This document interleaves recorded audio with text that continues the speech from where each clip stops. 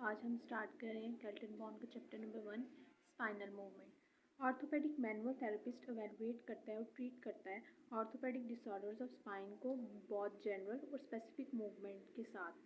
जितनी प्रिसाइजली एक movement produce होगी उतना ही स्पेसिफिकली थेरेपिस्ट आइडेंटिफाई कर सकता है और ट्रीट कर सकता है किसी भी मूवमेंट डिसफंक्शन को। हमारे पास टू टाइप्स ऑफ मूवमेंट्स हैं, general movement and specific movement. General movement में हमारे पास एक सेट ऑफ वर्टिब्रल रीजन या इंटायर स्पाइन की मूवमेंट होती है, और जो हमारे पास जनरल मूवमेंट्स होती हैं ये अंडर वॉलंटरी कंट्रोल होती हैं और इनको हम पैसिवली भी प्रोड्यूस करवा सकते हैं।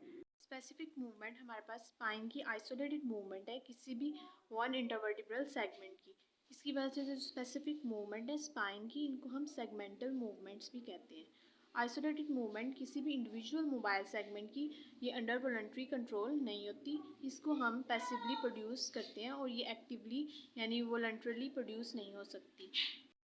मोबाइल सेगमेंट को हम सेगमेंटम मोबाइल इंटरवर्टिब्रालिस भी कहते हैं। ये हमारे पास 3 जॉइंट कॉम्प्लेक्स है जो कि इंटरवर्टिब्रल डिस्क जॉइंट और साथ में 2 फिस्टेंट जॉइंट से मिलके बना होता है, और साथ में इसके इर्द गिर्द वाले मसल्स, लिगामेंट्स और न्यूरोवेस्कुलर स्ट्रक्चर्स जो कि 2 एडजेसेंट वर्टिब्रा को कनेक्ट कर रहे होते हैं, ये सारे जो है वो हमारे पास मोबाइल सेगमेंट में इंक्लूड होते हैं। इंटरवर्टिब्रल डिस्क जॉइंट को हम साइकोंड्रोसिस इंटरवर्टिब्रालिस भी कहते हैं। ये हमारे पास एक साइकोंड्रोटिक आर्टिकुलेशन है 2 एडजेसेंट वर्टिब्रल बॉडीज के दरमियान। डिस्क कंसिस्ट होती है न्यूक्लियस पल्पोसिस और एनुलस फाइब्रोसिस के ऊपर।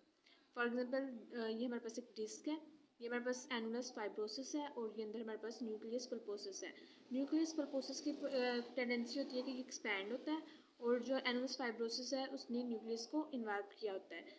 मेन जो फंक्शन है डिस्क के वो 3 है, स्टैटिक में, मूवमेंट में और स्टेबलाइजेशन में। स्टैटिक में ये है कि ये लोड ट्रांसमिट करती है एक वर्टिब्रा से दूसरे वर्टिब्रा में, यहाँ तक कि एंड प्लेट तक। मूवमेंट में ये है कि ये 2 वर्टिब्रास के दरमियान सफिशेंट डिस्टेंस रखती है ताकि उनके दरमियान जो है मूवमेंट अलाउ हो सके। स्टेबलाइजेशन में ये है कि ये दोनों वर्टिब्रास को कनेक्ट कर रखती है और एक्सेसिव इंटरवर्टिब्रल मूवमेंट्स को जो है वो होने नहीं देती। इसकी वजह से जो है हमारे पास स्टेबलाइजेशन में ये रोल प्ले कर रही है। जो कैपेसिटी है डिस्क की टेम्पल लोड करने की, वो इतनी सिग्निफिकेंट नहीं होती जितना हम सोचते हैं। सॉफ्ट लोड इम्पल्सिस जो है वो पार्शली डैम्पन किए जाते हैं by the disc. Hard load impulses जो है वो डैम्पन की जाती है बाय द बोन। जो प्राइमरी शॉक ऑब्जर्विंग मैकेनिज्म है स्पाइन का, वो जब स्पाइन मूव करती है सैजिटल और फ्रंटल प्लेन्स में, उसके नतीजे में आता है। एक हेल्थी डिस्क जिसका एनुलस जो है वो इंटैक्ट हो, उसका जो एंटीरियर एस्पेक्ट ऑफ न्यूक्लियस है वो कंप्रेस होता है जब हम स्पाइनल फ्लेक्शन में जाते हैं, और स्पाइनल एक्सटेंशन के साथ जो है हमारे पास पोस्टीरियर एस्पेक्ट ऑफ न्यूक्लियस जो है वो कंप्रेस होता है स्लाइटली, और हमारे पास एनुलस टॉर्न हो जाता है। फॉर एग्जांपल ये हमारे पास डिस्क है, यहाँ से जो है एनुलस टॉर्न हो गया, ये न्यूक्लियस पर प्रोसेस है। तो न्यूक्लियस जो है वो इस तरह रिस्पॉन्ड करेगा कि जहाँ से इसको लीस्ट रेजिस्टेंस मिल रही होगी उस साइड को मूव कर जाएगा। क्योंकि न्यूक्लियस एक फ्लूइड लाइक मटेरियल है, तो वो यहाँ से मूव करता हुआ यहाँ पे डिस्क की बल्जिंग और हर्निएशन काज कर देगा। और इस तरह की जो डिस्क इंजरीज हैं ये मोस्टली जो है पोस्टीरियर एस्पेक्ट ऑफ डिस्क पे कॉमन होती हैं, क्योंकि वहाँ पे हमारा एनुलस जो है वो वीक होता है, और इसकी वजह से काफ़ी ज़्यादा स्पाइनल सिंड्रोम्स की ये एटोलॉजी और पैथोजेनेसिस की रीज़न बनते हैं। फेसेंट जॉइंट, फेसेंट जॉइंट्स को हम ज़ाइपो एपोफिजियल आर्टिकुलरिस इंटर आर्क्यूला और साथ में साइनोवियल इंटरवर्टिब्रल जॉइंट्स भी कहते हैं। ये हमारे पास ट्रू साइनोवियल जॉइंट्स हैं।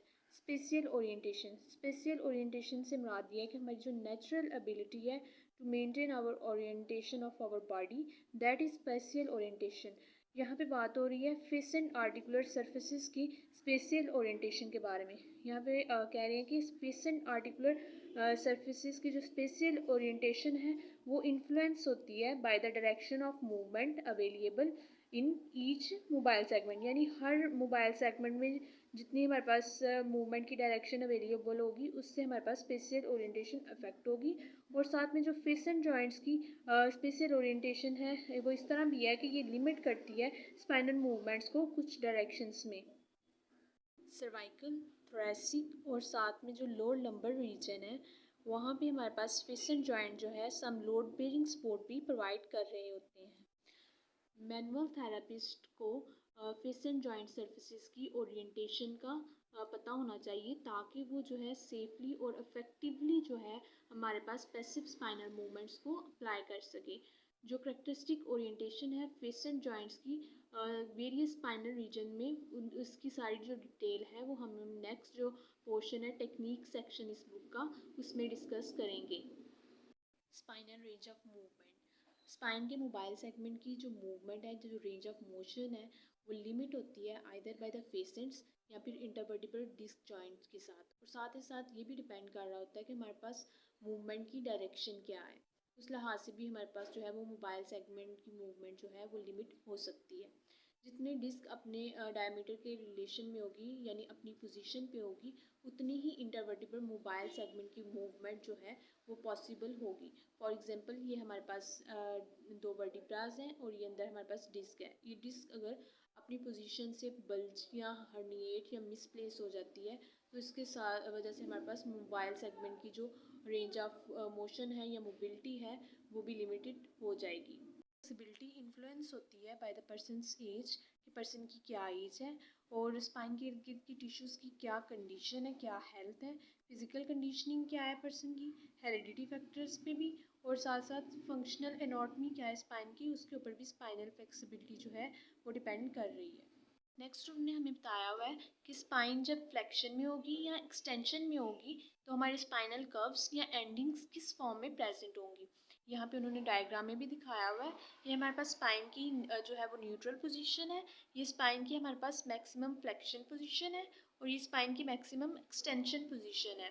बिलो C2 जब हमारे पास स्पाइनल फ्लेक्शन होगी तो हमारे पास जो स्पाइन की एंडिंग्स हैं वो फ्लैटन हो जाएंगी और जो हमारे पास थोरेसिक काइफोसिस है वो इंक्रीज हो जाएगा। और जब स्पाइन हमारे पास एक्सटेंशन में जाएगी तो हमारे पास जो स्पाइन है वो एक रॉड लाइक फॉर्म में प्रेजेंट होगी और जो उसकी एंडिंग्स हैं वो डॉर्सली कर्व्ड होंगी।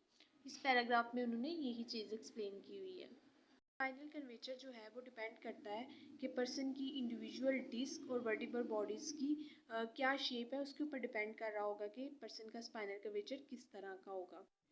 स्पाइनल रीजन के हर इंटरवर्टिबल सेगमेंट की जो है वो अपनी कैरेक्टरिस्टिक रेंजेस और पैटर्न ऑफ मूवमेंट है। क्लिनिशियन जो है वो practically exact number of degree of movement जो है वो स्पाइनल सेगमेंट के अंदर जो हो रही होती है उनको कैलकुलेट नहीं कर सकती, लेकिन जो है वो डिफरेंट स्पाइनल सेगमेंट्स की जो रेंजेस हैं उनको कंपेयर कर लेते हैं और इस तरह जो है वो डिफरेंट स्पाइनल रीजन के सेगमेंट्स की जो रेंजेस हैं उनको एस्टिमेट कर लेते हैं। नेक्स्ट उन्हें हमें स्पाइनल रीजन्स की जो characteristic patterns of range of movement है जो हम पल्पेट कर सकते हैं उनको नेक्स्ट ग्राफ में जो है वो शो करवाया हुआ है। नेक्स्ट ये उन्होंने हमें दो ग्राफ दिए हुए हैं। सबसे पहले हम फर्स्ट वाला डिस्कस कर लेते हैं। इसमें उन्होंने एक्स एक्सिस पे जो है वो हर मोबाइल सेगमेंट जो है उसको आइडेंटिफाई किया हुआ है, उसको शो करवाया हुआ है। ये सर्वाइकल की, थोरेसिक की और लंबर के जो है इंटरवर्टिबल सेगमेंट वो शो हो रहे हैं और वाई एक्सिस पे उन्होंने जो है वो सेगमेंटल रेंज ऑफ मूवमेंट ली है। तो ये जो कर्व है ये शो कर रही है कि through out the spinal intervertebral mobile segment जो अमाउंट ऑफ फ्लेक्शन और एक्सटेंशन है वो सेम है एक्सेप्ट L5 एंड S1 के इंटरवर्टिबल मोबाइल सेगमेंट, उसमें जो है वो डिफरेंस आ रहा है। वहाँ पे ये है कि हमारे पास एक्सटेंशन जो है वो ज़्यादा आ रही है और फ्लेक्शन जो है वो कम आ रही है। नेक्स्ट हमारे पास इन्होंने सेकंड ग्राफ दिया हुआ है। सेकंड ग्राफ में भी हमारे पास एक्स एक्सिस पे मोबाइल सेगमेंट्स को हम आइडेंटिफाई कर रहे हैं और वाई एक्सिस में हमारे पास सेगमेंटल रेंज ऑफ मूवमेंट है। इसमें जो है उन्होंने हमारे पास ड्यूरिंग फ्लेक्शन जो है साइड बेंडिंग और रोटेशन की जो कपल मूवमेंट है उसकी रेंज बताई हुई है। प्योर साइड बेंडिंग और रोटेशन मूवमेंट्स होती हैं वो रिलेटिवली स्मॉल होती हैं और इस वजह से जो है हम यहाँ पे हम ड्यूरिंग फ्लेक्शन जो है साइड बेंडिंग और रोटेशन की ये जो कपल्ड मूवमेंट है उसका ग्राफ उन्होंने इधर दिया हुआ है।